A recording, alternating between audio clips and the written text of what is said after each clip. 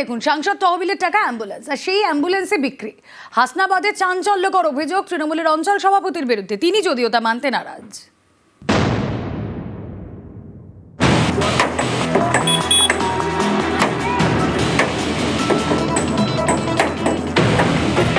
ছেনি হাতুড়ি দিয়ে খুলে নেওয়া হচ্ছে অ্যাম্বুলেন্সের যন্ত্রপাতি, তারপর এসব বিক্রি করে দেওয়ার অভিযোগ। সাংসদ তহবিলের টাকায় কেনা অ্যাম্বুলেন্সের কাঠামো বিক্রি করে দেওয়ার অভিযোগ। চাঞ্চল্যকর অভিযোগ উত্তর 24 পরগনার হাসনাবাদে।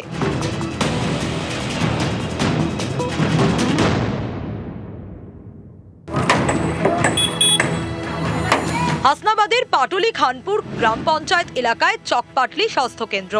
বছর 10 আগে এই স্বাস্থ্যকেন্দ্রের জন্য একটি অ্যাম্বুলেন্স কেনা হয় সাংসদ তহবিলের টাকায়। সেই সময় সাংসদ ছিলেন তৃণমূলের হাজি নুরুল ইসলাম। এই অ্যাম্বুলেন্সই এলাকার ভরসা হয়ে ওঠে।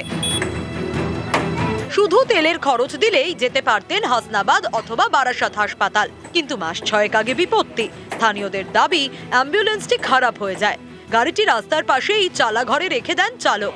অভিযোগ, এরপরই সুযোগ বুঝে একটু একটু করে অ্যাম্বুলেন্সের যন্ত্রাংশ খুলে নিয়ে বিক্রি করে দেন তৃণমূলের অঞ্চল সভাপতি সেলিম মোল্লা। অভিযোগ, বিক্রি করে দেওয়া হয়েছে গাড়ির কাঠামো।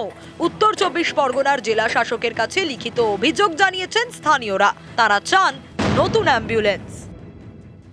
অঘোষিতভাবে যিনি অঞ্চল সভাপতি অঞ্চলটাকে পরিষেবা দিচ্ছেন বা চালাচ্ছেন, তিনি হলেন সেলিম মোল্লা ওরফে পেন্টু মোল্লা। এনার নেতৃত্বে অ্যাম্বুলেন্সটাকে বিক্রি করা হয়েছে। আমরা জেলা শাসক হাসনাবাদ থানাতে জানিয়েছি, বিডিওতে জানিয়েছি। অ্যাম্বুলেন্সটা কিছুদিন চালিয়েছিলাম, চালানোর পরে আমার এখানে খারাপ হয়ে পড়েছিল। তারপর তো এখান থেকে আমি সরিয়ে নিয়ে একটু সাইডে রেখেছিলাম ওই গাছটা ওখানে। ওখান থেকে পার্টির লোকজন নিয়ে গেছিলো। এখন গাড়ি কোথায়, ওখানে ছিল গাড়ি, ওখান থেকে কি করলো কিনা করে সেটা কি বলো বলুন।